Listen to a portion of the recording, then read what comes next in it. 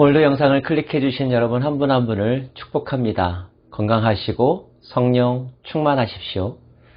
오늘은 사무엘하 16장입니다. 아들로 인하여서 왕궁을 벗어나 다시 도망자의 삶을 시작한 다윗. 그 다윗에게는 여러 모양의 사람들이 다가옵니다. 위기에 빠진 사람들에 대하여 어떠한 태도를 갖느냐에 따라서 그 사람의 인품과 가치관을 우리가 알 수 있는데요. 먼저 살펴볼 수 있는 사람은 시바라고 하는 사람입니다. 다윗의 지시에 의하여 절름발이 무비보셋의 재산관리인 후견인의 역할을 했던 사람이 바로 시바이죠. 시바가 다윗에게 찾아옵니다. 많은 물품들을 준비해서 말이죠. 다윗이 묻습니다. 내 주인이 어떻게 지내고 있느냐 하고요. 시바는 무비보셋이 다윗에게 등을 돌렸다라고 이야기합니다. 다윗에게 닥친 이 불행을 틈타 무비보셋이 자신의 입지를 강화시켰다는 말이었습니다. 그런데 이 말은 사실이 아니었습니다. 하지만 이 당시에 다윗은 진위를 가릴 만한 입장이 못 되었죠. 다윗은 시바에게 무비보셋에게 주었던 모든 재산을 가져도 좋다라고 허락합니다. 시바는 이 혼란을 틈타 다윗과 무비보셋의 관계를 이간시키고 자신의 이익을 추구하려고 했던 탐욕스러운 모습을 보여줍니다. 또 한 명의 사람은 시므이라고 하는 사람입니다. 시므이는 사울 집안의 사람이라고 성경이 소개하고 있습니다. 시므이는 다윗에게 어떤 태도를 보였을까요? 시므이는 도망가는 다윗을 저주하면서 그 무리를 향하여 돌을 던졌습니다. 시므이가 저주하는 가운데 이같이 말하니라. 피를 흘린 자여, 사악한 자여, 가거라, 가거라. 사울의 족속의 모든 피를 여호와께서 내게로 돌리셨도다. 사울 집안의 사람이었던 시므이는 다윗 정부를 못마땅하게 여겼고 다윗이 지금 겪고 있는 어려운 상황을 다윗이 벌받은 것이라고 해석하고 있는 것입니다. 그렇지 않아도 기가 막히고 비참한 상황이 되어서 자신의 모습이 처량하기만 한데 저주하는 사람이 있다면 얼마나 화가 나겠습니까? 그래서 다윗의 신하 가운데 아비새가 이렇게 말하죠.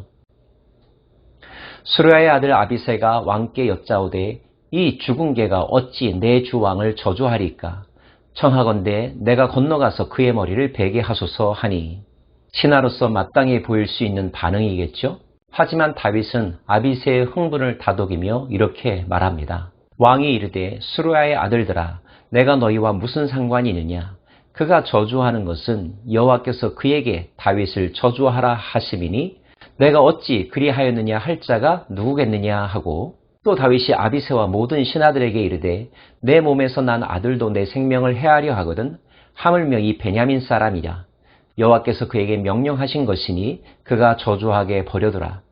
혹시 여호와께서 나의 원통함을 감찰하시리니 오늘 그 저주 때문에 여호와께서 선으로 내게 갚아주시리라 하고 다윗은 시므이가 저렇게 나를 저주하는 것이 하나님께서 허락하셔서 된 일이라면 그것을 들어야만 한다고 해석하고 있는 것입니다. 만약에 그것이 아니라면 하나님께서 갚아주실 것이요 하나님께서 시키신 것이라면 그 비난과 지적을 겸허하게 받아들여야 한다는 것, 이것이 다윗의 태도였습니다. 우리는 이 장면들에서 다윗이 평소 어떠한 가치관을 가장 중요하게 여기고 있는지를 알 수가 있습니다. 다윗은 전쟁과 복수를 좋아하는 사람은 아니었습니다.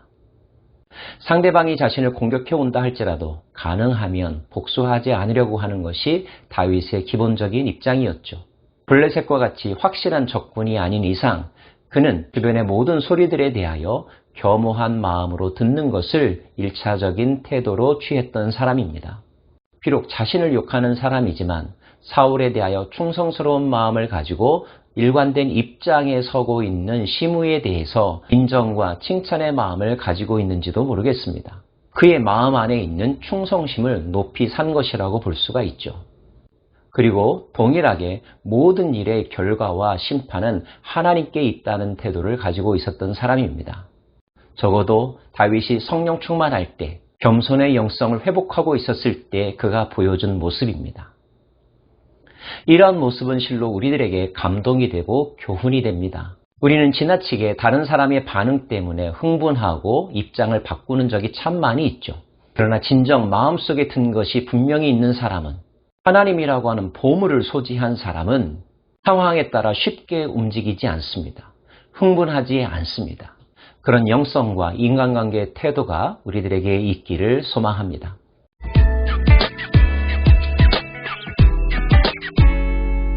한편 아버지가 왕궁을 떠나 피난 갔다는 이야기를 들었던 압살롬은 헤브론에서 예루살렘으로 입성해 옵니다. 그런 압살롬 앞에 나타났던 사람이 있었으니 그가 바로 후세이죠. 전장에서 살펴보았지만 후세는 다윗의 사람이었습니다. 그럼에도 불구하고 다윗은 후세를 예루살렘 성으로 보냈습니다. 후세로 하여금 후위를 도모하기 위함이었죠.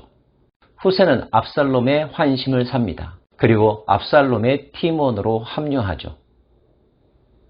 앞으로 후세가 어떤 일을 하게 될지 궁금해지는 대목입니다. 왕궁을 차지한 압살롬은 아히도벨에게 묻습니다. 사람들의 여론을 자기에게로 끌어들일 수 있는 방법, 빠른 속도로 정권을 장악하는 방법에 대해서 묻죠. 그때까지만 해도 아히도벨은 타의 추종을 불허할 정도로 책략가로서 인정받는 사람이었습니다. 다윗에게도 압살롬에게도 아히도벨의 책략은 마치 하나님의 말씀처럼 들려졌던 시기였으니까요. 압살롬의 질문에 대한 아히도벨의 방안은 무엇이었을까요? 놀랍게도 아히도벨은 압살롬으로 하여금 다윗이 남겨놓고 간 후궁들을 백주에 범하라고 제안합니다. 그리고 그 사실을 모든 사람들이 알게 하도록 하죠. 이른바 여론전을 형성하는 것입니다. 그 소문을 들은 사람들은 아마 이렇게 반응하겠죠? 다윗과 압살롬은 이제 끝났구나. 압살롬이 모든 것을 확보했구나. 승리했구나. 우리가 살 길은 압살롬 편이 드는 것이구나 라고 말입니다. 이에 사람들이 압살롬을 위하여 옥상에 장막을 치니 압살롬이 온 이스라엘의 무리 앞에서 그 아버지의 후궁들과 더불어 동침하니라. 막장 드라마와 같은 사건들이 이스라엘의 수도 예루살렘에서 왕자에 의하여 버젓이 일어나고 있습니다. 얼마나 부끄러운 일인지요. 그런 방안을 제안한 아히도벨도 너무나 사악하고 그대로 행한 압살롬의 행위도 너무 폐륜적입니다. 그런데 우리가 여기서 한 가지 잊지 말아야 될 것은 이 모든 일이 하나님께서 나단 선지자를 통하여 다윗에게 예고한 심판의 내용 속에 들어있다는 것입니다. 그 심판은 무엇으로 말미암아 내려진 것이었습니까? 다윗이 정욕을 이기지 못하여 밧세바를 범한 사건, 그 사건에 대한 하나님의 심판 중의 하나였다는 것. 이 사실이 우리에게 주는 교훈이 얼마나 큰지요. 사랑하는 여러분, 죄는 반드시 대가를 치르게 되어 있습니다. 죄된 행동을 할 때에는 짜릿하고 즐겁고 모든 것을 다 가진 것 같은 착각에 빠져들지만 그 순간이 지나고 나서 그가 감당해야 될 책임은 너무나 참혹하고 수치스럽고 아픈 것임을 우리는 기억해야 할 것입니다. 사단은 우리에게 죄를 짓는 순간의 달콤함만을 이야기할 뿐 그 죄의 결과에 대해서는 무시하게 만들죠. 이 함정에 빠져서는 안 될 것입니다. 저와 여러분 모두 다시 한번 죄에 대한 경각심을 마음속에 품고 오늘도 악을 멀리하는 거룩한 삶, 말씀에 충실하게 살아가는 하루를 보내시기를 간절히 소망합니다. 기도하겠습니다. 하나님, 다시 다윗이 도망자의 삶을 살게 되었습니다. 그러나 그의 마음 가운데는 겸손의 영성이 다시 살아나고 있음을 발견하게 됩니다. 다시 한번 죄에 대하여 경각심을 품습니다. 늘 선을 쫓는 삶, 하나님의 선하시고 온전하신 뜻을 묵상하며 그 뜻에 합당한 삶을 살고자 노력하는 저희들 되게 하여 주옵소서.